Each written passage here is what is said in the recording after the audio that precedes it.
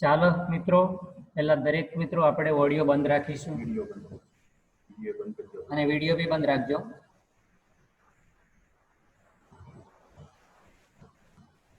મિત્રો, આજે આપણે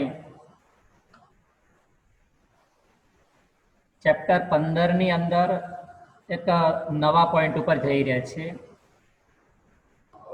જે એક્ઝામની દ્રષ્ટિએ સૌથી મહત્વપૂર્ણ ગણી શકાય, અને એ છે તફાવત આર્થિક અને બિન આર્થિક પ્રવૃત્તિઓ. મિત્રો, આર્થિક પ્રવૃત્તિ કોને કહેવાય અને બિન આર્થિક પ્રવૃત્તિ કોને કહેવાય? તો અહીંયા બંને બાબતોને આપણે સમજવાની છે. બે આર્થિક પ્રવૃત્તિ એટલે શું અને બિન આર્થિક પ્રવૃત્તિ એટલે શું? તો અહીંયા પહેલો જ પોઈન્ટ તમે જોઈ શકો છો કે ભાઈ આર્થિક પ્રવૃત્તિ કોને કહી શકાય? તો કે જે પ્રવૃત્તિ પાછળનો હેતુ આવક મેળવવાનો હોય. ધ્યાન રાખજો, જે પ્રવૃત્તિ પાછળનો હેતુ આવક મેળવવાનો કે ખર્ચ કરવાનો હોય, જે પ્રવૃત્તિ પાછળનો હેતુ આવક મેળવવાનો કે ખર્ચ કરવાનો હોય, ધ્યાન રાખજો, એને આપણે આર્થિક પ્રવૃત્તિ તરીકે ઓળખવામાં આવશે. તો પહેલો પોઈન્ટ આપણે જોઈ રહ્યા છીએ મિત્રો, આર્થિક પ્રવૃત્તિ આવક મેળવવાના કે ખર્ચ કરવાના. આવક મેળવવાના કે ખર્ચ કરવાના હેતુથી કરવામાં આવતી પ્રવૃત્તિને આર્થિક પ્રવૃત્તિ તરીકે ઓળખવામાં આવે છે. આજે કોઈ પણ વ્યક્તિ એ કોઈકને કોઈ ક્ષેત્રમાં કામ કરતી હોય, એના બદલામાં શું મેળવે છે? કે આવક મેળવે છે. તો એ પ્રવૃત્તિને કેવી પ્રવૃત્તિ ગણાય? આર્થિક પ્રવૃત્તિ. જેમ કે આપણા પપ્પા જે તે ક્ષેત્રમાં કામ કરતા હોય, બદલામાં શું મેળવે છે? કે આવક, કોઈકને કોઈક સ્વરૂપમાં. તો એને આપણે આર્થિક પ્રવૃત્તિ તરીકે ઓળખીશું. એક્ઝામ્પલ અહીં આપ્યા છે, એક ખેડૂતનું ઉદાહરણ આપ્યું છે. તમે જોઈ શકો છો કે મિત્રો, અહીં આપણે ખેડૂતનું ઉદાહરણ આપ્યું છે. તો ખેડૂત, બીજું ઉદાહરણ છે કારીગર, ત્રીજું ઉદાહરણ છે વ્યાપારી, અને ચોથું ઉદાહરણ છે શિક્ષક. તો આ જે કઈ વ્યક્તિઓના ઉદાહરણ આપણે લીધા ક્ષેત્ર સાથે જોડાયેલા, એ પ્રવૃત્તિને આપણે આર્થિક પ્રવૃત્તિ તરીકે ઓળખીશું. એક પોઈન્ટ આપણો આર્થિક પ્રવૃત્તિ. ત્યાર પછી આપણે બીજા પોઈન્ટ ઉપર જઈ રહ્યા છીએ મિત્રો, અને એ છે બિન આર્થિક પ્રવૃત્તિ. હવે બિન આર્થિક પ્રવૃત્તિ કોને કહેવાય? કે એનાથી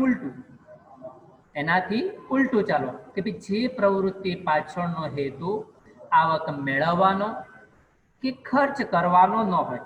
અહીંયા તમે ધ્યાનથી જોજો, હું તમને ફરીથી બતાવી રહ્યો છું કે ભાઈ જે પ્રવૃત્તિ પાછળનો હેતુ આવક મેળવવાનો કે ખર્ચ કરવાનો ન હોય, તો આવી પ્રવૃત્તિને બિન આર્થિક પ્રવૃત્તિ કહેવાય.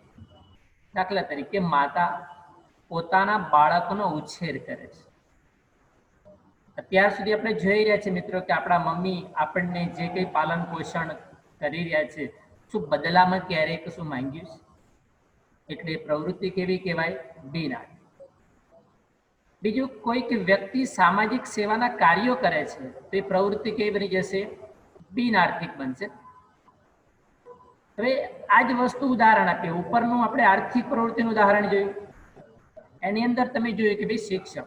આજે મારું જ ઉદાહરણ હું તમને આપું કે આજે હું તમારી સામે એક શિક્ષક તરીકેની ભણાવવાની પ્રવૃત્તિ કરી રહ્યો છું. તો મારી આ જે કામગીરી છે આર્થિક પ્રવૃત્તિનું ઉદાહરણ બને છે. પણ હું જ મારા ઘરે જઈને મારા બાળકને ભણાવું છું, તો મારી પ્રવૃત્તિ કેવી બની જશે? બિન આર્થિક. આવી રીતે મિત્રો, કોઈ વ્યક્તિ શોખ ખાતર ફૂલછોડનો ઉછેર કરે છે, કોઈ વ્યક્તિ શોખ ખાતર ફૂલછોડનો ઉછેર કરે છે, તેમની પ્રવૃત્તિ કેવી બની જશે? બિન આર્થિક. પણ કોઈ માળી હોય અને કોઈ જગ્યાએ બગીચામાં કામ કરતો હોય, તે પ્રવૃત્તિ કેવી બની જશે? આર્થિક બની જશે. તો આ રીતે આર્થિક અને બિન આર્થિક એ બંને વચ્ચે તફાવત બની શકે. ત્યાર પછી મિત્રો આપણે નેક્સ્ટ પોઈન્ટ ઉપર જઈશું. અહીં આપણો તફાવત ક્લિયર થઈ જાય છે. હવે નેક્સ્ટ પોઈન્ટ ઉપર આપણે આગળ વધીએ અને એ નેક્સ્ટ પોઈન્ટ કયો છે કે ભારતીય અર્થકરણનું માળખું. ભારતીય અર્થકરણનું માળખું. હવે આપણા દેશનું જે અર્થતંત્ર હોય કે દુનિયાનું હોય, મિત્રો અર્થતંત્રની અંદર આજે ઘણી બધી અસંખ્ય આર્થિક પ્રવૃત્તિઓ થાય છે. આ તમામ પ્રકારના જે વ્યવસાય છે એ વ્યવસાયને કેટલા ભાગમાં વહેંચવામાં આવ્યા છે, તો અહીંયા હું તમને બતાવવાનો પ્રયત્ન કરીશ કે એ ભાગ કેટલા બને છે. 3 બને છે. કેટલા ભાગ બને છે? 3 બને છે. હવે 3 ક્ષેત્રો અહીંયા અલગ અલગ નામ આપ્યા છે. એમાં પહેલું ક્ષેત્ર છે પ્રાથમિક ક્ષેત્ર, બીજું ક્ષેત્ર છે માધ્યમિક ક્ષેત્ર અને ત્રીજું ક્ષેત્ર છે સેવા ક્ષેત્ર. આ 3 ભાગ પડે છે. માત્ર આર્થિક પ્રવૃત્તિની વાત છે. હમણાં આપણે આર્થિક પ્રવૃત્તિનો તફાવત જોયો, એના આધારે અર્થતંત્રના 3 ભાગ. તો આ જે પ્રવૃત્તિઓનું જે વર્ગીકરણ છે એક આપણું વ્યવસાયિક માળખું કહેવાશે. અને એ વ્યવસાયિક માળખાને આપણે 3 વિભાગમાં સમાવેશ કર્યો છે. તો આ 3 વિશે આજે આપણે વિસ્તૃત સમજ કેળવીએ. તો સૌથી પહેલા આપણે મેળવીશું મિત્રો પ્રાથમિક ક્ષેત્ર. પહેલું ક્ષેત્ર છે પ્રાથમિક ક્ષેત્ર. હવે જો પ્રાથમિક ક્ષેત્રની અંદર કયા પ્રકારની પ્રવૃત્તિને આપણે લઈ શકીશું, ખ્યાલ આવે છે મિત્રો? પ્રાથમિક ક્ષેત્રની અંદર કયા કયા પ્રકારની પ્રવૃત્તિને આપણે લઈ શકીએ? તો પહેલો પોઈન્ટ છે તો ખેતી તેમજ ખેતી સાથે સંકળાયેલી પ્રવૃત્તિઓ. ખેતી તેમજ ખેતી સાથે જોડાયેલી પ્રવૃત્તિઓ. એક્ઝામ્પલ આપ્યા છે સિવાયના. દાખલા તરીકે પશુપાલન. મિત્રો આમાંથી નાના નાના પ્રશ્નો પૂછાય છે.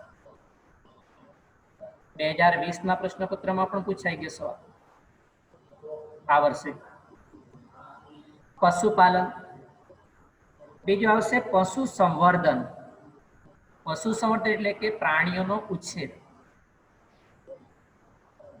ત્રીજો પોઈન્ટ છે મત્સ્ય ઉદ્યોગ, માછલા ઉછેર કેન્દ્ર જેને કહેવાય. ત્યાર પછી છે મરઘા બતકા ઉછેર. આ સિવાય જંગલો. ઘણા લોકો જંગલમાં જઈને કેટલીક કાચો માલ એકત્રિત કરવાનું કામ કરે. લાખ છે, ઝાડ છે, ગુંદર છે, આવી ઘણી બધી વસ્તુઓ જંગલમાંથી એકત્રિત કરવાનું કામ કરતા હોય છે. તો એવી પ્રવૃત્તિઓ પણ પ્રાથમિક ક્ષેત્ર સાથે આવશે. આ ખેતી સંલગ્ન પ્રવૃત્તિઓ ગણાય છે. ત્યાર પછી આવશે કાચી ધાતુઓનું ખોદકામ. મિત્રો કાચી ધાતુ આજે જમીનની અંદર એવી ઘણા બધા પ્રકારના ખનિજો જોવા મળે છે. લોખંડ છે જેને આપણે લોહ અયસ્ક જેવી ધાતુઓ તરીકે ઓળખીએ, કાચી ધાતુઓ છે. એટલે ખીણની અંદર ખોદકામ કરનારા વ્યક્તિઓ પણ એ આ પ્રવૃત્તિ સાથે જોડાયેલા ગણાય. તો કાચી ધાતુનું ખોદકામ આવા ક્ષેત્રો કે જેનો પ્રાથમિક વિભાગમાં સમાવેશ થઈ શકે. આ રીતે મિત્રો પ્રાથમિક ક્ષેત્રો એટલે ખેતી તેમજ ખેતી સાથે જોડાયેલી પ્રવૃત્તિઓ. ઉદાહરણ કયા?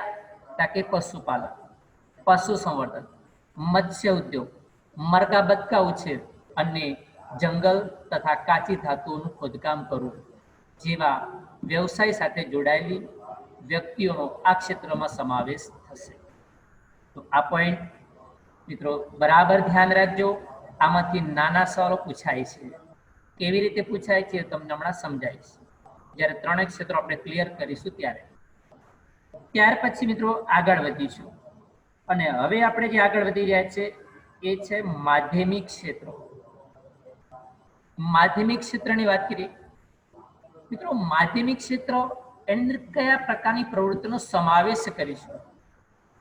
તો સામાન્ય રીતે તમે જોઈ શકો કે નાના મોટા પાયાના ઉદ્યોગ, નાના મોટા એટલે પિનથી માંડીને પ્લેન સુધીનું, મતલબ ટાંકણીથી માંડીને અણુશસ્ત્રો સુધીનું ઉત્પાદન કરતા હોય એવા તમામ ઉદ્યોગોનું માધ્યમિક ક્ષેત્રમાં સમાવેશ થાય. આજે ઘણા બધા એવા નાના મોટા ઉદ્યોગોનો આપણે સમાવેશ એની અંદર કરીશું. તો એ નાના મોટા જેટલા પણ ઉદ્યોગો છે એને આપણે પાયાના ઉદ્યોગ કહીએ. અહીંયા ઉદાહરણ તરીકે લઈ શકો બાંધકામ ક્ષેત્ર. અહીંયા તમે ઉદાહરણ તરીકે લઈ શકો છો. કયું? તો કે ભાઈ બાંધકામ ક્ષેત્રની વાત કરી શકો. ત્યાર પછી ટાંકણીથી લઈને મોટા મોટા શસ્ત્રો એટલે પિનથી માંડીને પ્લેન સુધીની તમામ ઉદ્યોગોને આપણે એની અંદર સમાવેશ કરીશું. તો અહીંયા આપણો બીજો પોઈન્ટ ક્લિયર થાય છે. માધ્યમિક ક્ષેત્રો, માધ્યમિક ક્ષેત્રમાં તમામ ઉદ્યોગોને લેવાના છે અને એવા ઉદ્યોગો જે કાચા માલમાંથી વિવિધ પ્રકારની વસ્તુઓનું નિર્માણ કરે છે. કાચા માલમાંથી વિવિધ વસ્તુનું નિર્માણ કરે. પછી ખેતીમાં જેમ કે કપાસ, એમાંથી જે કાચો માલ મળે એના આધારે સુતરાઉ કાપડનો ઉદ્યોગ વિકસ્યો હોય તો પણ લઈ શકીએ. પેટાળમાંથી મળી આવતી ખનિજ લોહયસ્ક ધાતુ જેના પરથી લોખંડ પોલાદનો ઉદ્યોગ વિકસ્યો હોય વગેરે. આ બધાને આપણે માધ્યમિક ક્ષેત્ર તરીકે લઈશું. મિત્રો ત્યાર પછીનો જે પોઈન્ટ છે એ આપણો કયો પોઈન્ટ બનશે? તો કે ભાઈ સેવાના ક્ષેત્રનો પોઈન્ટ આપણો બનશે. હવે સેવાના ક્ષેત્રમાં તમામ પ્રકારની સેવાઓનો સમાવેશ આપણે કરીશું. સેવાના ક્ષેત્રમાં આપણે તમામ પ્રકારની સેવાઓનો સમાવેશ કરીશું. હવે સેવાની અંદર કયા કયા ક્ષેત્રો આપણે લઈ શકીએ પહેલા સમજીએ. તો કે એક છે વ્યાપાર. એક આપણે ઉદાહરણ લીધું વ્યાપાર છે, એ સેવાના ક્ષેત્રમાં આવી શકે. બીજો આવશે સંદેશા વ્યવહાર. ત્રીજો આવશે હવાઈ સેવા. ચોથું આવશે દરિયાઈ સેવા, શિક્ષણ, આરોગ્ય, બેન્કિંગ અને વીમા કંપની. પછી પ્રવાસ, મનોરંજન. આ બધી જે કામગીરી છે એને સેવાના ક્ષેત્ર તરીકે ઓળખવામાં આવશે. આ તમામને આપણે સેવાના ક્ષેત્ર તરીકે ઓળખવામાં આવશે.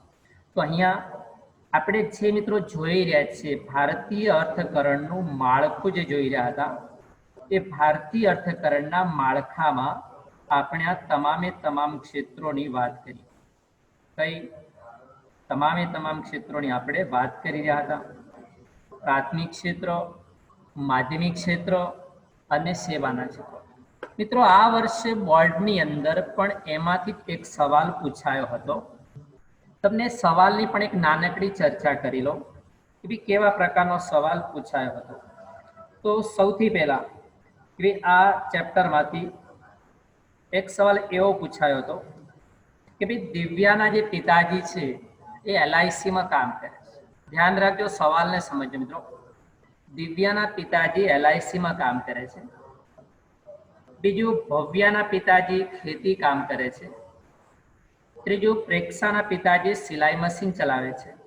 તો આ ત્રણેયના પિતાજી અર્થકરણના કયા માળખા સાથે આવશે એની સમજ. આવો સવાલ આપણને આ વર્ષે 2020ના પ્રશ્નપત્રમાં માર્ચની અંદર પૂછાઈ ગયો. તો એને ધ્યાનમાં રાખીને મિત્રો વિચાર કરો. અહીંયા 3 ક્ષેત્રો આપ્યા છે: પ્રાથમિક ક્ષેત્ર, માધ્યમિક ક્ષેત્ર અને સેવાના ક્ષેત્ર. હવે જો પહેલું ઉદાહરણ છે કે દિવ્યાના પિતાજી LICમાં કામ કરે છે. LIC એટલે વીમા કંપની. તમે જોઈ શકો મિત્રો કે ભાઈ LIC એટલે વીમા કંપની. રેડી? હવે એ જે વીમા કંપની છે એટલે અહીંયા તમે જો તમને અંડરલાઈન કરીને બતાવી રહ્યો છે LIC એટલે વીમા કંપની. હવે વીમા કંપની કયા ક્ષેત્ર સાથે જોડાયેલી છે? કે ભાઈ સેવા ક્ષેત્ર સાથે જોડાયેલી છે. તો એક સેવાના ક્ષેત્ર સાથે આવ્યું. ત્યાર પછી બીજું ઉદાહરણ આપ્યું છે કે ભવ્યાના જે પિતાજી છે ખેતી કામ સાથે જોડાયેલા છે. હવે તમે જો પ્રાથમિક ક્ષેત્રમાં જો ખેતી, ભવ્યાના પિતાજી ખેતી સાથે જોડાયેલા છે એટલે પ્રાથમિક ક્ષેત્ર આવ્યું. ત્યાર પછી ત્રીજું ઉદાહરણ છે અને છે પ્રેક્ષાના પિતાજી એ સિલાઈ મશીન, પ્રેક્ષાના જે પિતાજી છે સિલાઈ મશીન સાથે જોડાયેલા છે એટલે એ મિત્રો જે સિલાઈનું જે મશીન છે કયા ક્ષેત્ર સાથે આવે? કોઈ એક નાનો મોટો ઉદ્યોગ છે. તો આ 3 ભાગ આપ્યા આપણને. પ્રાથમિક ક્ષેત્ર કે જેની અંદર ભવ્યાના પિતાજી ખેતી કામ કરે છે એટલે પ્રાથમિક ક્ષેત્રની સમજ આપણે આપવાની થાય. બીજો પોઈન્ટ આપણે જોયો માધ્યમિક ક્ષેત્ર કે જેની અંદર પ્રેક્ષાના પિતાજી સિલાઈ મશીન ચલાવે છે એટલે માધ્યમિક ક્ષેત્રનું સમજ આપણે આપવાની થાય. અને ત્રીજો પોઈન્ટ આપણે આવે છે સેવા ક્ષેત્ર કે જેની અંદર દિવ્યાના પિતાજી LICમાં કામ કરે છે. આ ત્રણેયનું માળખું કયું થયું? કે ભારતીય અર્થકરણનું માળખું કહેવાય. અને એ ભારતીય અર્થકરણના માળખા પ્રમાણે આપણે આ ત્રણેય પોઈન્ટ પ્રાથમિક ક્ષેત્ર, માધ્યમિક ક્ષેત્ર અને સેવાના ક્ષેત્રને ઉદાહરણ સહિત સમજાવવાના હતા. તો આવી રીતે મિત્રો આપણને જવાબ પૂછાતા હોય છે. તો આ રીતે કઈ રીતે પ્રશ્નપત્ર NCERTના માળખામાં મુદ્દાઓ આ જ છે મિત્રો, પણ સવાલ કઈ રીતે પૂછાય છે ખાલી ટેકનિક બદલાય. એ આપણે સમજવું પડશે, એ આપણે વિચારવું પડશે અને એ આધારે કામ કરવું પડશે. તો ચોક્કસ આપણને સફળતા પણ મળતી જાય છે. તો આ રીતે આગળનો પેરેગ્રાફ આપણે એના પછીનો જોઈ જાય છે કે આજે સામાન્ય રીતે તમે જોઈ શકો છો કે ભાઈ વિકાસશીલ દેશોમાં પ્રાથમિક ક્ષેત્રનું પ્રભુત્વ હોય છે. વિકાસશીલ દેશોમાં તમે જોઈ શકો છો કે વિકાસશીલ દેશોમાં ખાસ કરીને પ્રાથમિક ક્ષેત્રનું પ્રભુત્વ હોય છે. પ્રાથમિક ક્ષેત્ર એટલે કયું? કે ખેતી અને ખેતી સાથે જોડાયેલી પ્રવૃત્તિ. હમણાં આપણે વિકાસશીલ અર્થતંત્રના લક્ષણો પણ જોયા હતા. એની અંદર પણ વાત થઈ હતી કે ભાઈ ભારતની અંદર, ભારત જેવા દેશો જે વિકાસશીલમાં આવતા હોય કે ત્યાંના લોકોનો મુખ્ય આર્થિક પ્રવૃત્તિ ખેતી. એમાંથી 60% લોકોને રોજગારી મળે. તો એ સમયે જે રોજગારી અને રાષ્ટ્રીય આવક જે છે એમાં પ્રાથમિક ક્ષેત્રનો હિસ્સો સૌથી વધારે હોય છે. સ્વાભાવિક છે કે જે ક્ષેત્રમાં વધારે લોકો જોડાયેલા હોય એ ક્ષેત્ર દ્વારા રોજગારીનું પ્રમાણ વધારે મળતું હોય. પરંતુ પરિસ્થિતિ બદલાતી જાય છે જેમ જેમ આર્થિક વિકાસ થતો જાય છે. દુનિયાના વિકસિત દેશોને ધ્યાનમાં રાખીને આપણે જોઈએ, દુનિયાના વિકસિત દેશોને ધ્યાનમાં રાખીને આપણે જોઈએ તો જે દેશો વિકસિત બન્યા છે એ દેશોની અંદર પ્રાથમિક ક્ષેત્ર છે એની સરખામણીમાં માધ્યમિક ક્ષેત્ર અને માધ્યમિક ક્ષેત્ર કરતા સેવા ક્ષેત્ર સૌથી વધારે ઉપયોગમાં આવી રહ્યું છે. એટલે આ પોઈન્ટ તમે નોંધ કરી રહ્યા છો કે ભાઈ રોજગારીને રાષ્ટ્રીય આવકમાં પ્રાથમિક ક્ષેત્રનો હિસ્સો સૌથી વધારે હતો. પણ જેમ જેમ આર્થિક વિકાસ જાય તેમ પ્રાથમિક ક્ષેત્રનું મહત્વ કેવું બનતું જશે? કે ઘટતું જાય છે. અને કયા બે ક્ષેત્રોનું પ્રમાણ વધતું જાય? કે ઉદ્યોગ અને સેવા ક્ષેત્રનું પ્રમાણ વધતું જાય છે. તો આ રીતે મિત્રો આપણી સામે આજે એક જવાબ તૈયાર થયો છે કે આ પ્રમાણેનો હોય છે. દરેકને સમજાશે? તો તો આ રીતે મિત્રો આપણે ત્યાર પછીના પોઈન્ટ ઉપર આગળ વધીશું.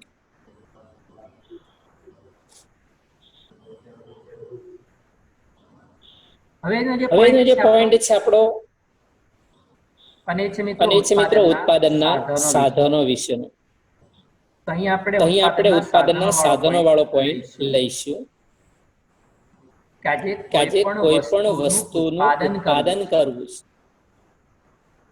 કોઈ પણ વસ્તુનું ઉત્પાદન કરવું છે તો ઉત્પાદન માટે કયા પ્રકારની વસ્તુની જરૂરિયાત પડે? મિત્રો કુદરતી સંપત્તિ અને શ્રમની મદદથી, ધ્યાન રાખજો, કુદરતી સંપત્તિ અને શ્રમની મદદથી ચીજવસ્તુ અને સેવાઓનું ઉત્પાદન થાય છે. શ્રમ બે પ્રકારના છે જેના વિશે આપણે આગળ જોવાનું છે. તો આ ઉત્પાદન કરવા માટે આપણે અનેકવિધ અનેકવિધ સાધનોનો સાધનોનો ઉપયોગ ઉપયોગ કરીએ છીએ. તો આમ મિત્રો તો આજે મિત્રો એક આજે એક સાદું તમે એક એક્ઝામ્પલ એક્ઝામ્પલ વિચારો, સાદું સાદું એક્ઝામ્પલ એક્ઝામ્પલ આપણે કે આપણે ખેતરની અંદર ખેતરની અંદર ઘઉંનું ઘઉંનું ઉત્પાદન ઉત્પાદન સામાન્ય કર્યું, વિચાર સામાન્ય વિચારો. ઉત્પાદન ઉત્પાદન શાનું ઘઉં. કરવું તા કે ઘઉં. હવે હવે ઘઉંનું ઘઉંનું ઉત્પાદન કરવું છે, આપણે એના માટે કેટલા આપણે કેટલા સાધનની જરૂર કે પડે? સૌથી પહેલા વિચારીએ તો જમીનની જરૂર પડશે. હવે હવે જમીનની જમીનની જો સુવિધા જો મળી આપણને જાય મળી જાય તો પછી તો પછી વિચાર બીજી વિચાર કે એની અંદર જમીનની જમીનની અંદર ખેતી ખેતી લાયક સાધનોની સાધનોની જરૂરિયાત જરૂરિયાત ઊભી થશે. કે ભાઈ કે ભાઈ હળની જરૂર પડશે, પડશે, રાસાયણિક રાસાયણિક ખાતરોની જરૂર પડશે, શ્રમિકોની શ્રમિકોની જરૂર પડશે. પણ એ પણ બધી એ વસ્તુ બધી વસ્તુ લાવવા માટે નાણાકીય નાણાકીય પુરવઠાની પુરવઠાની પણ જરૂર પડશે. હવે હવે યાદી યાદી બનાવીએ તો બનાવીએ તો કેટલી લાંબી થઈ જાય? તમે વિચારો કેટલી લાંબી કેટલી થઈ લાંબી થઈ જાય ને. કે ભાઈ કે ભાઈ એક ખાલી ઘઉંનું ઉત્પાદન ઉત્પાદન કરવા માટે આપણે આપણે કેટલી બધી કેટલી બધી વસ્તુની જરૂરિયાત ઊભી થાય. આટલી બધી આટલી લાંબી લાંબી યાદી બનાવી એને ધ્યાનમાં રાખીને અર્થશાસ્ત્રની પરિભાષામાં અર્થશાસ્ત્રની રીતે અહીંયા ઉત્પાદનના જે સાધનો છે એને ચાર ભાગમાં વહેંચ્યા. કેટલા ભાગમાં? ચાર ભાગમાં. આ ચાર ચાર ભાગની ભાગની અંદર આપણે વહેંચીશું. અને અને ચાર ભાગ કયા છે? સર બે અવાજ આવે છે. એ અવાજ આવે છે. ચાર ભાગ ચાર ભાગ કયા છે આપણે આપણે જોવા પડશે. સર ડબલ ડબલ અવાજ આવે ચાર છે. ભાગની આપણે વાત કરીએ છીએ. એમાં એક એમાં એક પોઈન્ટ પોઈન્ટ છે આપણો જમીન. પહેલો પોઈન્ટ છે જમીન. બીજો બીજો પોઈન્ટ છે મૂડી. મૂડી. સર ડબલ અવાજ આવે છે. ત્રીજો ત્રીજો પોઈન્ટ છે શ્રમ. શ્રમ. ડબલ અવાજ આવે છે. અને અને ચોથો પોઈન્ટ છે સર નિયોજન. ડબલ અવાજ આવે છે. આ ચાર ભાગની જરૂરિયાત એમાં ઊભી થશે. તો તો અહીંયા અહીંયા મિત્રો આપણે ખાસ એ બાબત ડબલ અવાજ આવે છે. જમીન કોને કહી સર શકાય? ડબલ અવાજ આવે. આ પરીક્ષા આ પરિચય આપણે મેળવીશું. જમીન જમીન કોને કહી શકાય? તો આપણે આમ તો આઠમા સર ચેપ્ટરમાં પડઘો આ વસ્તુ પડે છે. શીખેલા. જમીન જમીન એટલે શું? તો તો સામાન્ય સામાન્ય રીતે આપણે એવું વિચારીએ કે જમીન એટલે શું? થાય કે પૃથ્વીના ઉપરના પડને આપણે જમીન કહીએ છીએ. આ દેખાય એ જમીન. આપણે આવું શું કહીએ? દેખાય જમીન. પરંતુ પરંતુ અર્થશાસ્ત્રની દ્રષ્ટિએ જમીનની જમીનની આપણે વ્યાખ્યા આપીશ. જમીનની અંદર તમામ પ્રકારની વસ્તુઓનો સમાવેશ થાય. કયા તમામ? કે કુદરતી સંપત્તિ. હવે આપણને પ્રશ્ન હવે થાય આપણને કુદરતી પ્રશ્ન થાય, સંપત્તિ કુદરતી કઈ? સંપત્તિ કઈ? તાકે જે આપણે બનાવી નથી શક્યા, પણ કુદરત તરફથી સર વિનામૂલ્યે પડઘો પ્રાપ્ત પડે થઈ. છે. જે સંપત્તિ જે આપણને સંપત્તિ કુદરત તરફથી વિનામૂલ્યે વિનામૂલ્યે પ્રાપ્ત પ્રાપ્ત થઈ હોય એને પણ એને પણ જમીનમાં લઈશું. જમીનમાં લઈશું. દાખલા તરીકે દાખલા તરીકે આપણને આપણને ખનિજો ખનિજો મળ્યા મળ્યા છે. છે, કોલસો કોલસો આપણને મળે તો શું આપણે બનાવી શકીએ? બનાવી શકીએ છીએ. ખનિજ તેલ ખનિજ તેલ આપણે બનાવી શકીએ શકીએ છીએ? નહીં. તે કુદરતી તે સંપત્તિ. કુદરતી સંપત્તિ. બીજું બીજું પૃથ્વીની પૃથ્વીની સપાટી પર પર આવેલા સર બે અવાજ આવે છે. બીજું તમે જોઈ બીજું શકો તમે જોઈ શકો કે મિત્રો, પૃથ્વીની પૃથ્વીની સપાટી પર જે સપાટી પર આવેલા સર બે અવાજ આવે છે. કે ભાઈ પૃથ્વીની સપાટી પર આજે આપણે જોઈ શકીએ કે પૃથ્વીની સપાટી પર આવેલા જંગલો. મિત્રો જંગલો એ કુદરતી સંપત્તિનો ભાગ છે ને. બીજો પોઈન્ટ છે નદીઓ. તો નદીઓ પણ કુદરતી સંપત્તિ, કારણ કે નદીઓ આપણે બનાવી નથી શકતા, એ આપણને પ્રાપ્ત થયેલી છે, કુદરત તરફથી મળેલી છે. એવી રીતે પર્વતો છે. પૃથ્વીના પેટાળમાં એવા ઘણા બધા ખનિજો છે, વિવિધ પ્રકારની ધાતુઓ છે. તો જેટલી પણ વસ્તુ આપણે જમીન માત્ર એને જ કહેતા કે જે ઉપરનું પડ દેખાય તે, પરંતુ જમીન સાથે જોડાયેલી તમામ વસ્તુ જે આપણને વિનામૂલ્યે પ્રાપ્ત થઈ છે, જે આપણને વિનામૂલ્યે પ્રાપ્ત થઈ છે, એને આપણે જમીન તરીકે ઓળખવાની છે. બીજા નંબરમાં આપણે વાત કરીએ છીએ મિત્રો, તો આ ઉત્પાદનનું કયું સાધન બનશે? જમીન. પોઈન્ટ નોંધ કરજો કે આ ઉત્પાદનનું આ એક કુદરતી સાધન બનશે. જમીન એ ઉત્પાદનનું કયું સાધન બનશે? કુદરતી સાધન બનશે. તો ધ્યાન રાખજો મિત્રો, આમાંથી પણ બોર્ડમાં સવાલ આવી ચૂક્યા છે ખાલી જગ્યાના રૂપમાં.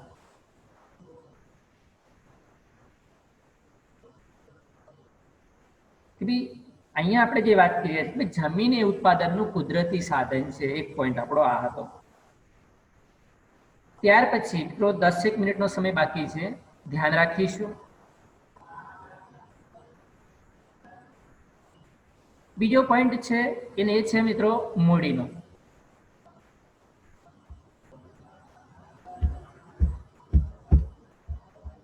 મૂડી કોને કહેવામાં આવશે? તો મૂડીની આપણે વાત કરીએ છીએ. મૂડી એટલે શું?